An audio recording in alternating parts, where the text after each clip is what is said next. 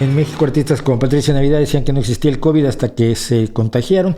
Hay muchas personas negacionistas, los covidiotas, que se han contagiado y han muerto muchos. Ya está fácil en Estados Unidos hacer un reportaje en algún lugar donde haya personas negacionistas internadas, porque sabes que en una unidad de cuidados intensivos, porque sabes que algunos de ellos inevitablemente van a morir en el futuro. Y debe ser terrible. Yo, de veras, los médicos están acostumbrados a esto, pero aún así están reventados.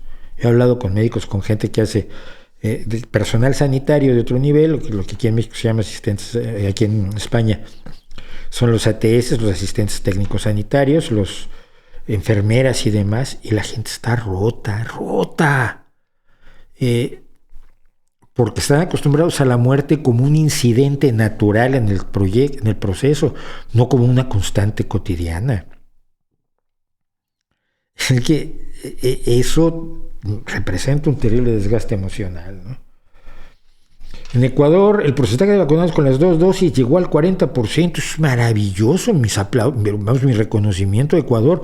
No sé quién lo está haciendo, si es cosa del presidente, si es cosa de un buen sistema de salud, si es de qué sea cosa, pero un 40% de vacunados con las 2 dosis es esplendoroso. Dice, se registra un descenso significativo en mortalidad e ingreso a la UCI. Aún así no entiendo cómo sigue habiendo covidiotas. Porque los datos les dan igual. Los datos les resultan totalmente irrelevantes. ¿A quién le importan los datos? Ese es el punto con ellos.